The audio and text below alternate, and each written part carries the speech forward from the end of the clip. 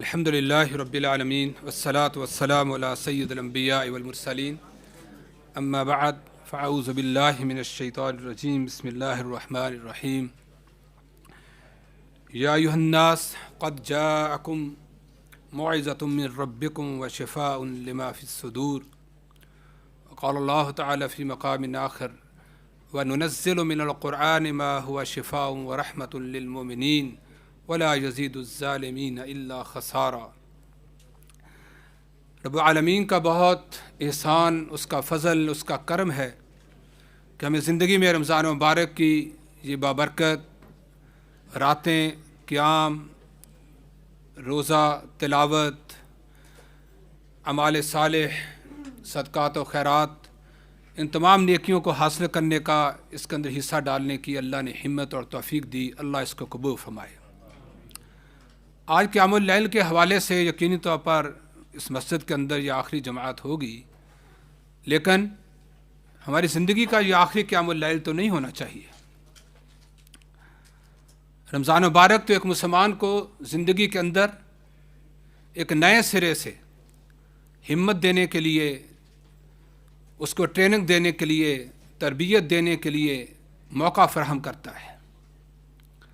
اس لیے رسول اللہ صلی اللہ علیہ وسلم آپ کی جو فیورٹ دعاز تھی، اس کے اندر یہ دعا بھی تھی، اللہم اجعل القرآن ربیع قلبی و نور صدری و جلاء حزنی و ذہاب ہمی، کہ اللہ اس قرآن کو میرے دل کی بہار بنا دے، میرے سینے کی روشنی بنا دے، میرے غموں کا مداوع بنا دے۔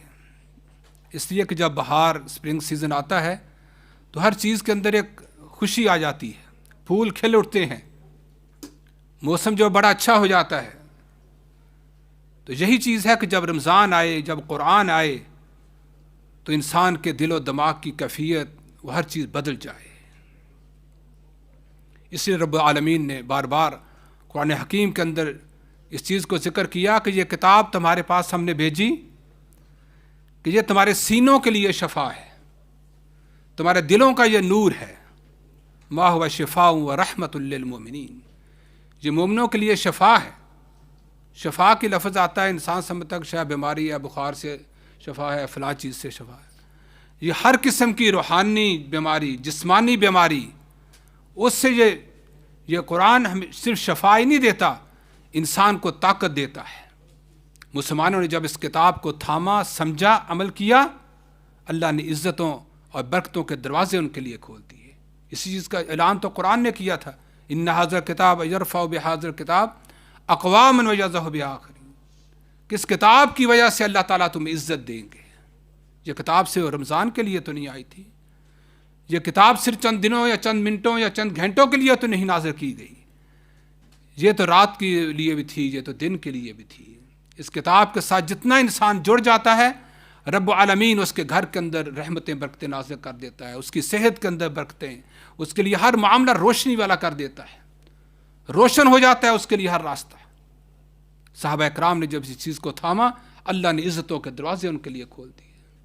اللہ اکبر۔ صحابہ اکرام کیا مثال دے، اب رمضان مبارک کے اندر جہاں اسلامی تاریخ کے بہت سارے اہم واقعات ہوئے، غزوہ بدر ہوئی، فتح مکہ ہوا، اب اندازہ لگائیں اللہ تعالیٰ جب عزت دیتا ہے، جو لوگ جب دین کے ساتھ، اس کتاب کے ساتھ مخلص ہوتے ہیں، تو اس عزت کا کیا لیول وہ ہو جاتا ہے۔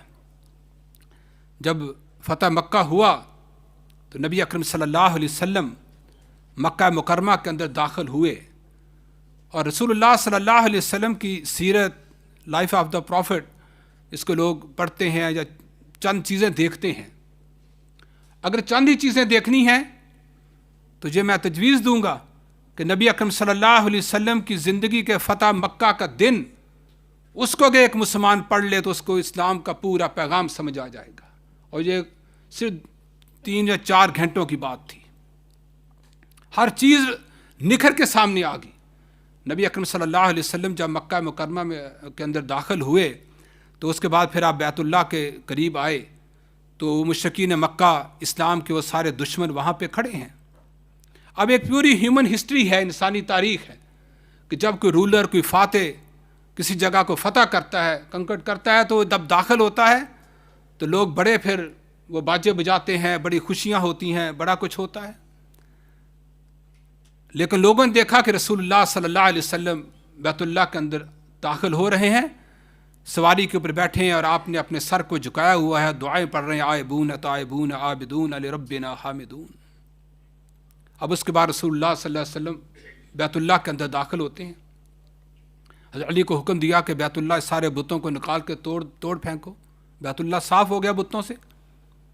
مشرکین مکہ و اسلام کے سارے دشمن وہاں پہ کھڑے ہیں، جنہوں نے کون سے ایسا ظلم تھا جو آپ کے اوپر اور آپ کے ساتھیوں کے اوپر نہیں کیا، حتیٰ کہ آپ صلی اللہ علیہ وسلم جس شہر کے اندر پیدا ہوئے بڑے ہوئے، اسی شہر سے آپ کو نکلنے پہ اوپر مجبور ہونا پڑا۔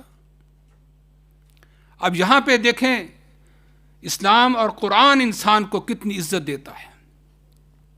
اب اس کے بعد ایک تو سب سے پہلے یہ بات ہوئی کہ آپ صلی اللہ علیہ وسلم نے وہ سارے لوگ جو کھڑے تھے دشمن، وہ سمجھ رہے تھے کہ آج ہماری خیر نہیں، لیکن نبی صلی اللہ علیہ وسلم کو کہا کہ لا تثریب علیکم اليوم انتم الطلقاء، کہ میں تمہیں آج وہی بات کہوں گا جو کبھی یوسف علیہ السلام نے اپنے بھائیوں کو کہی تھی کہ جاؤ میں تمہیں معاف کرتا ہوں، تمہارے اوپر کوئی مواخذہ کوئی اکاؤنٹیبلٹی نہیں، جاؤ تم سب کے سب آزاد ہو۔ اب اس کے بعد ایک بہت اہم واقعہ ہوا۔ اب وہاں پہ آپ صلی اللہ علیہ وسلم کے ساتھ حضرت عباس بھی کھڑے ہیں، ان کے بیٹے بھی کھڑے ہیں، حضرت علی رضی اللہ عنہ بھی موجود ہیں، حضرت ابوبکر عمر رضی اللہ عنہ بھی موجود ہیں۔ آپ صلی اللہ علیہ وسلم سب کو دیکھتے ہیں اور کہتے ہیں اس مکے کا ایک غلام ہوتا تھا جس کو یہ لوگ بڑا حقیر سمجھتے تھے، بلال، وہ کہاں ہے؟ اللہ اکبر، حضرت بلال رضی اللہ عنہ کو بلایا گیا۔ وہ بلال جس کی طرف دیکھنے مکے والے دیکھنا بھی جس کو پسند نہیں کرتے تھے کہ یہ حبشی آدمی کدھر ہے، اسی مکے کا وہ غلام تھا۔ آج اسلام کی تاریخ کا سب سے اہم دن، اس سے بڑا دن کوئی نہیں ہے فتح مکہ کے جو بڑا۔ رسول اللہ صلی اللہ علیہ وسلم بلال ادھر آؤ، بلال آ گیا، یا رسول اللہ صلی اللہ علیہ وسلم حاضر ہوں۔ آپ صلی اللہ علیہ وسلم فرماتے ہیں بلال ایک لیڈر ایک سیڑھی لے کے آؤ، سیڑھی لائی گئی۔ میں بلال آج اسلام کی عظمت کا دن ہے، بیت اللہ کو سیڑھی لگاؤ اور بیت اللہ کی چھت کے اوپر کھڑے ہو کے اذان دے دو۔ اللہ اکبر، اسلام کی تاریخ کے سب سے بڑے دن، مکے کے ایک چھوٹے سے ادنا غلام کو، جس کو اسلام کے ساتھ جو مخلص تھا، قرآن کے ساتھ جو مخلص تھا، اللہ کی توحید کا ترانہ اللہ اکبر کو مدینہ کے اندر کہا کرتا تھا، آج اس سب سے تاریخی دن اللہ نے اس بلال کو عزت دی کہ اس کو کہا کہ اس سے بیت اللہ کے اندر کھڑے ہو کے نہیں اذان دینی، بیت اللہ کی چھت کے اوپر کھڑے ہو کے اذان دو۔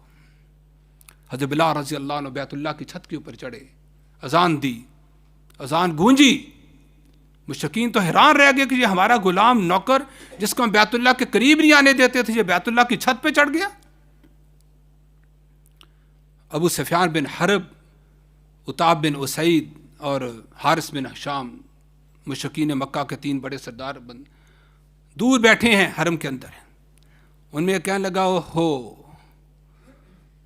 شکر ہے میرا باپ مر گیا، اگر آج اس کالے کو دیکھتا کہ یہ بیت اللہ کے قریب آ گیا ہے، وہ تو غیرت سے اور شرم حیا سے ہی مر جاتا۔ اس قسم کی باتیں کی۔ اللہ تعالیٰ نے وحی کے ذریعے رسول اللہ صلی اللہ علیہ وسلم کو خبر دے دی۔ نبی صلی اللہ علیہ وسلم اسی وقت بلایا، ان تینوں کو بلا کے ادھر لے آؤ۔ ان تینوں کو بلا لیا گیا۔ فرمایا تم نے ابھی یہ بات بلال کے بارے میں یہ کہی رضی اللہ عنہ؟ اب وہ حیران ہے کہ ہم تو وہاں بیٹھے بات کر رہے ہیں، ایک منٹ نہیں گزرا، ان کو کیسے پتہ لگ گئی؟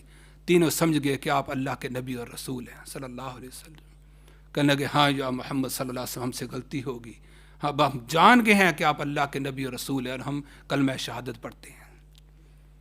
اب اسلام کیسے عزت دیتا ہے؟ وہی بندے جو ابھی 5 منٹ پہلے وہاں پہ باتیں کر رہے ہیں، نبی صلی اللہ علیہ وسلم ہے عتاب، ان تینوں میں جو عتاب بن اسید تھے، عتاب میں تمہیں پرانا جانتا ہوں، تمہارے اندر مینجمنٹ کی انتظامات کی بڑی خوبیاں ہیں، میں تو ابھی مدینہ واپس چلے جاؤں گا، لیکن تم نے ابھی اسلام قبول کیا ہے، لیکن میں جانتا ہوں تم بندے اچھے ہو، اگر تم مخلص ہو تو یاد رکھو میں مکہ سے جانے کے بعد مکے کا گورنر میں تمہیں بنا کے جا رہا ہوں۔ ایک آدمی جو 5 منٹ پہلے اسلام کے خلاف باتیں کر رہا ہے، کلمہ شہادت پڑھا، اس کو کلمے سے اتنی عزت ملی کہ 5 منٹ کے بعد اس کو مکے کا گورنر بنایا جا رہا ہے۔ اب یہاں پہ ایک اور بات ہوتی ہے، اب رسول اللہ صلی اللہ علیہ وسلم فرماتے ہیں، اب یہ 2-3 گھنٹوں کے اندر یہ سارا واقعات ہو رہے ہیں۔ نبی اکرم صلی اللہ علیہ وسلم فرماتے ہیں عثمان بن طلحہ کدھر ہے؟ یہ وہی عثمان بن طلحہ ہے جس کے پاس بیت اللہ کی چابی ہوا کرتی تھی ڈور کی. جب رسول اللہ صلی اللہ علیہ وسلم مکہ مکرمہ میں تھے تو آپ نے ایک دفعہ عثمان بن طلحہ کو کہا تھا عثمان جو دروازہ کھول لو میں نے بیت اللہ کے اندر جانا ہے. اس نے کہا جاؤ جاؤ کام کرو. آپ صلی اللہ علیہ وسلم کہ ایک دن آئے گا کہ یہ چابی میرے ہاتھ میں ہوگی. وہ کہنے لگا حلقت قریش و ذلت. وہ دن تو قریش کی ہمارے لیے قریشیوں کے لیے ضلالت کا دن ہوگا کہ جب میں تمہیں چابی دے دوں گا. آج وہ چابی رسول اللہ صلی اللہ علیہ وسلم کے ہاتھ میں ہے. پتہ چلا عثمان بن طلحہ مسلمان ہو چکے ہیں. عثمان طلحہ کو بلایا. عثمان یاد ہے وہ دن کہ جب تم سے میں نے کہا تھا کہ بیت اللہ کے اندر جانا ہے تم نے کہا تھا. انہیں سر جھکائے ہوئے کہتے ہاں یا رسول اللہ صلی اللہ علیہ وسلم یاد ہے. آپ صلی اللہ علیہ وسلم مسکراتے ہیں عثمان یہ چابی تمہارے پاس تھی اب ہمارے پاس آ گئی ہے لیکن یہ چابی دوبارہ تم پکڑ لو. خذوها خالدۃ طالدۃ ابدا لا ينزعها منکم الا حالق. عثمان یہ چابی آج میں تمہیں ہی دے رہا ہوں اور خذوها خالدۃ طالدۃ ابدا. اس کو ہمیشہ ہمیشہ کے لیے پکڑ لو. تم سے جو چھینے گا وہ ظالم ہوگا. اور ہم سب جانتے ہیں کہ وہ چابی جو بیت اللہ کی عثمان بن طلحہ کو دی گئی تھی آج تک ڈے بائی ڈے اسی فیملی کے اندر ہی وہ چلی آ رہی ہے. یہ وہ عزت کا مقام تھا جو قرآن دیتا ہے جو اسلام دیتا ہے. جب لوگ اسلام کے ساتھ مخلص ہوئے دین کے ساتھ مخلص ہوئے اللہ نے دنیا کی ساری عزتیں عطا کر دی. اللہ اکبر. نبی اکرم صلی اللہ علیہ وسلم مدینہ منورہ میں موجود ہے. ایک دن حضرت کچھ لوگوں نے حضرت سلمان فارسی رضی اللہ عنہ کے بارے میں شاید کوئی بات کی کیونکہ فارسی تھے یعنی کہ پرشین ایران کے رہنے والے تھے. لینگویج بھی ان کی فارسی تھی. مدینہ کے ایکسنٹ سے اتنے نہیں واقف تھے. پھر اکیلے تھے کوئی ان کی برادری قبیلہ کوئی رشتہ دار وغیرہ ادھر نہیں تھے. اللہ اکبر. وہ سلمان جو مدینے کا نہیں ہے ادھر وہ حالت ہے کہ نبی اکرم صلی اللہ علیہ وسلم کے بہت قریبی کوئی چچے ہیں کوئی تائے لگتے ہیں کہ ماموں برادری کے قبیلہ قریش کے جنہوں نے اسلام کو قبول نہیں کیا جنہوں نے کلمہ توحید کا اقرار نہیں کیا. نبی اعلان کر رہا ہے کہ میرا ان کے ساتھ کوئی تعلق نہیں ہے. دوسری طرف سلمان فارسی رضی اللہ عنہ ان کو بلایا کہ سلمان ادھر آؤ. اور آپ مدینہ کے اندر صحابہ کے درمیان کھڑے ہوئے. ہمیں لوگوں یہ نہ سمجھنا کہ یہ سلمان کوئی عام بندہ ہے. سلمان منی و من اہل بیت. سلمان آج کے بعد میرے اہل بیت میں سے ہے. اہل بیت وہ جو نبی صلی اللہ علیہ وسلم کی بیویاں جو آپ صلی اللہ علیہ وسلم کی بیٹی فاطمہ حضرت علی اسی طرح حضرت عباس کی اولاد حضرت جعفر کی اولاد یہ اہل بیت. فرمایا آج کے بعد یہ سلمان یہ کوئی غیر کوئی فارسی یا ایران کا نہیں ہے. آج کا یہ سلمان میرے اہل بیت میں سے ہے. نبی اکرم صلی اللہ علیہ وسلم ایک دفعہ صحابہ اکرام کا شوق اور محبت دیکھی. نماز کی ان کی کیفیت ان کا قیام اللیل ان کی قرآن سے محبت. آپ صلی اللہ علیہ وسلم آتے ہیں لوگوں کتنی عجیب بات ہے کہ تم میں سے ہر شخص یہ دعا کرتا ہے کہ اللہ میں انی اسألک الجنہ کہ اللہ مجھے جنت دے دے. مجھے جنت کا شوق ہے. ہر مسلمان کو جنت کا شوق ہے. لیکن میں آج جانتے ہوں خود جنت کو اس بات کا شوق ہے کہ میرے اندر علی آ جائے مقداد آ جائے سلمان فارسی آ جائے. یہ کون لوگ تھے؟ جو لوگ جب جنہوں نے کلمہ توحید پڑھا نبی اکرم صلی اللہ علیہ وسلم کی اطاعت کا دم بھرا ان کی زندگیوں کی حالت بدل گئی. چلتے زمین کے اوپر ہے تذکرے آسمانوں کے اوپر ہوتے ہیں. اللہ اکبر. بات کرنے کا مقصد یہ ہے کہ ہم نے رمضان مبارک پورا قیام اللیل بھی کیا صوم بھی ہے قیام بھی ہے دعائیں بھی ہیں سب کچھ ہے. لیکن اگر یہی روٹین ہماری رمضان کے بعد جیسے عید آئے ختم ہو جائے فوراً تو پھر سوچیے ہم نے رمضان سے کیا پایا کیا حاصل کیا. رب نے تو فضل کیا. بابا مجھے سورہ رحمان کی آیت سنتے حل جزاء الاحسان الا الاحسان. احسان کا بدلہ تو احسان ہی ہوتا ہے. رب نے احسان کیا تو رب کے اس فضل کا بدلہ کیا نے دیا. بدلہ تو یہ ہونا چاہیے کہ اگر اللہ میں نے توفیق دے دی ہے تو مجھ سے بڑھ کے اپنے آپ کو کرے. قرآن کے ساتھ محبت جتنی بھی ہو جائے خاص طور پر آج کے جو حالات گزر رہے ہیں گھروں کے حالات دیکھ لیں. گھروں سے برکتیں اٹھتی جا رہی ہیں کیونکہ قرآن کی تلاوت کم ہوتی جا رہی ہے. رسول اللہ صلی اللہ علیہ وسلم فرمایا کرتے تھے جس گھر میں سورہ بقرہ پڑھی جائے شیطان داخل نہیں ہوتا. جس گھر کے اندر پورا قرآن پڑھا جائے وہاں کیا کیفیت ہوگی؟ قرآن کی تلاوت کم ہوگی گھروں سے اللہ نے برکتیں اٹھا لی. قرآن سے تعلق کم ہو گیا، اللہ رب العالمین نے ڈپریشن کا مرض، فلاں مرض، وہ بیماریاں نئی جن کا نام بھی بندہ ساری زندگی نہیں سنتا، جب چیک اپ ہوتا ہے تو ڈاکٹر کہتے ہیں یہ چیز ہے. یہ کیوں؟ اسے اندرونی طور پر، روحانی طور پر، جسمانی طور پر ہم بہت کمزور ہو چکے ہیں. قرآن اس کو طاقت دیتا ہے. یہی وجہ رسول اللہ صلی اللہ علیہ وسلم فرمایا کرتے تھے کہ لوگوں ان حاضل القلوب تستع کما یستع الحدید، لوگوں دلوں کو زنگ لگ جاتا ہے، دل میلے کچیلے ہو جاتے ہیں، کوئی چیز اثر نہیں کرتی. پھر سب کائنات صلی اللہ علیہ وسلم صحابہ پوچھتے ہیں یا رسول اللہ صلی اللہ علیہ وسلم، لوہے کو زنگ لگ جائے تو ہم کوئی نہ کوئی کیمیکل، کوئی اسپرے مار کے صاف کر لیں گے، دلوں کا زنگ کیسے اترے گا؟ ہمیں کثرت ذکر الموت و کثرت و تلاوت القرآن. ہمیں موت کو یاد رکھو کہ ایک دن ہم نے دنیا سے چلے جانا ہے، اور دوسری کہ قرآن کی تلاوت زیادہ سے زیادہ کرو، تمہارا دل وہ روشن ہو جائے گا. نور صدری، سینے کی روشنی یہ قرآن کے ساتھ ہے. اللہ اکبر. عجیب چیز رسول اللہ صلی اللہ علیہ وسلم دعا کرتے ہیں. قرآن کیسے عزت دیتا ہے؟ بندہ مر بھی جائے پھر بھی قرآن بندے کا پیچھا نہیں چھوڑتا، اس کو طاقت دیتا ہے. رسول اللہ صلی اللہ علیہ وسلم غزوہ احد کے موقع پر میتوں کو دفن کر رہے ہیں، صحابہ کرام شہداء کو پوچھتے ہیں حافظ قرآن کون ہے؟ اس کو پہلے لے کے آؤ، پہلے اس کو دفن کرو. کس کو زیادہ قرآن یاد تھا؟ اس کو پہلے لے کے آؤ، اس کو دفن کرو. مرنے کے بعد بھی قبر کے اندر بھی عزت دے رہا ہے. اللہ اکبر. اور پھر اس کے بعد بھی رسول اللہ صلی اللہ علیہ وسلم کی وہ دعائیں بھی، اللہم آنس وحشت فی قبری، اللہ قرآن کو میرا ساتھی بنا دے قبر کی وحشتوں کے اندر، قبر کی اندھیروں، ظلمتوں، ڈارکنس کے اندر قرآن کو. رسول اللہ صلی اللہ علیہ وسلم کہتے ہیں تمہارا فرینڈ جو ہے نا، دنیا کے فرینڈ سب چلے جاتے ہیں، قبر کے اندر جو فرینڈ شپ ہے دنیا کے اندر قرآن کے ساتھ کر لی، یہ فرینڈ تمہارا قبر کے اندر بھی ساتھ ہی جائے گا. یہ وہاں پہ تمہیں روشنی دے گا، یہ وہاں پہ تمہاری قبر کو وسیع کرے گا. اور یہ چیز رسول اللہ صلی اللہ علیہ وسلم بار بار صحابہ کرام کو بتا رہے ہیں. اللہ اکبر. تو بات کرنے کا مقصد اللہ رب العالمین قرآن کے اندر بار بار فرماتے ہیں ننزل من القرآن ما هو شفاء ورحمۃ للمؤمنین ولا یزید الظالمین الا خسارا. لوگوں یہ قرآن جو ہم نے نازل کیا ہے یہ تمہاری ہر قسم کی روحانی، جسمانی مصائب، مشکلات، ہر چیزوں کی حل جو ہے یہ قرآن ہے. ورحمہ، اور اللہ کی طرف سے رحمت ہے. یہ رحمت کو ساتھ جتنا تعلق بنا لو گے اتنا ہی گھر کے اندر بھی رحمت، کاروبار کے اندر بھی رحمت، جسم کے اندر بھی رحمت، ہر چیز کے اندر رحمت ہی رحمت نظر آئے گی. اللہ اکبر. نبی اکرم صلی اللہ علیہ وسلم کے صحابہ اکرام قرآن کو پڑھتے، عمل کرتے. اور حضرت عبداللہ بن عباس رضی اللہ عنہ کی بڑی ایک پیاری بات یاد آتی ہے. وہ کہتے ہیں تم القرآن و تم العمل. چھوٹا سا انہوں نے سینٹنس بولا، میں تم القرآن و تم العمل. جیسے جیسے قرآن نازل ہوتا گیا ایسے ایسے ہمارا عمل بھی مکمل ہوتا گیا. یعنی کہ قرآن آتا، ہم جو حکم سنتے عمل کر لیتے. جب قرآن مکمل ہوا ہمارے عمل بھی مکمل ہو گئے. اور کہتے ہیں ہم اپنی جو بھی ہماری مجلسیں سٹنگز ہوتی تھی وہاں ہم ایک دوسرے سے پوچھتے تھے کوئی ایسا عمل ہے جو ہم سے رہ گیا ہو؟ تو کہتے ہیں ڈھونڈنے سے بھی ہمیں کوئی ایسا عمل نہیں پایا کرتے تھے جس کو ابھی تک ہم نے ادا نہ کیا ہو. کتنی پیاری وہ مجلسیں تھیں، کتنے پیارے وہ لوگ تھے جو بات کرتے تھے قرآن کی، جو بات کرتے تھے عمل کی، کہ عمل کوئی رہ تو نہیں گیا، پوچھو بھی یہ تو نہیں رہ گیا، ہماری اصلاح کرو، ہمیں بتا دو.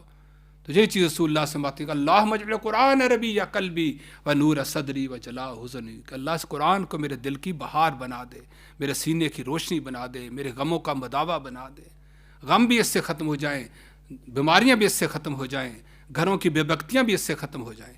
اللہ رب العالمین سے دعا ہے رب العالمین جو ہم نے رمضان کے روزے رکھے، جو قیام کیا، جتنی بھی نیکیاں کی، اللہ اس کو اپنی بارگاہ میں قبول فرمائے، اور ہمیں اپنی آئندہ زندگی بھی اللہ رب العالمین اصلاح کرنے کی توفیق دے. اللہ ہمیں ہمت اور توفیق دے. کوئی ہمت اور توفیق دینے والی وہی ذات ہے.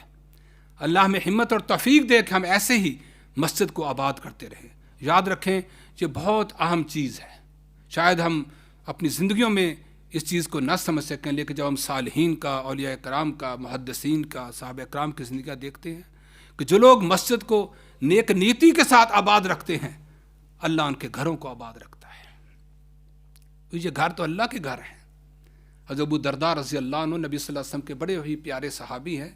جب ان کی وفات کا بڑی لمبی انہوں نے عمر پائی جب ان کی وفات کا وقت قریب آتا ہے زندگی کے آخری دنوں میں، ان کا بیٹا ان سے پوچھتا ہے کہ اے ابا جان، آپ نے اللہ کے رسول کے ساتھ بڑا زمانہ پایا، مجھے صرف کوئی ایک ایسی نصیحت کر دیں کہ دنیا اور آخرت میں مجھے کام آ جائے۔ تو اب وہ صحابی رسول جس نے نبی کے ساتھ بڑا زمانہ پایا، تعلیم، تربیت، ہر چیز حاصل کی، وہ کہتے ہیں بیٹے میں تجھے صرف ایک نصیحت کرتا ہوں جس سے تیری دنیا بھی سمجھ جائے گی، تیری آخرت بھی سمجھ جائے گی، اور کہتے ہیں فَلْتَكُنْ بَيْتُكَ فِي الْمَسْجِدِ، اے میرے بیٹے اپنا جو سیکنڈ ہوم ہے، دوسرا گھر، وہ مسجد کو بنا لے۔ جب بھی فارغ وقت ہو تو وہ مسجد میں آ کے بیٹھ کے قرآن کی تلاوت کر دیا، ذکر کر لیا کر، دعائیں کر لیا کر۔ وہ کہتے ہیں کہ انی سمعت النبی صلی اللہ علیہ وسلم من کانت المسجد بیتہ ضمن لہ بالراح والرحمہ والجواز الصراط الى الجنہ، میں نے اللہ کے رسول صلی اللہ علیہ وسلم سے یہ بات سنی تھی کہ جس شخص نے اپنا دوسرا گھر مسجد کو بنا لیا تو میں محمد صلی اللہ علیہ وسلم اس کو ضمانت گارنٹی دے رہا ہوں بالراح والرحمہ، دنیا کے اندر سکون کی، اللہ کی طرف سے نازل ہونے رحمتوں کی، اور قیامت کے روز آسانی کے ساتھ پل صراط سے گزر کے جنت تک پہنچنے کی۔ صحابی رسول اپنے بیٹے کو کیا وراثت دے کے جا رہے ہیں، کیا وصیت کر کے دے رہے ہیں کہ یہ پوری میری زندگی کا خلاصہ یہ ہے کہ مسجد سے محبت کرنا شروع کر دیں۔ جو مسجد سے محبت یہ انسان کے لیے بہت سارا نیکیوں کے دروازے کھول دیتی ہے۔ اللہ رب العالمین سے دعا ہے اللہ میں سمجھنے کی عمل کی توفیق عطا فرمائے۔ وآخر الحمدللہ رب العالمین۔ جزاکم